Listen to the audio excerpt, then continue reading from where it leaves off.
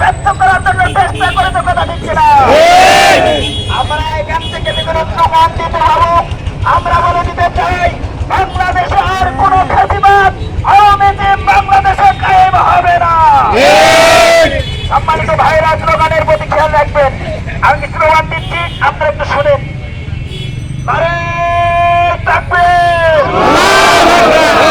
আরে থাকবে, বাংলাদেশ জামাত ইসলামী জিন্দাবাদ, জিন্দাবাদ, গোপালগঞ্জে হামলা কেন?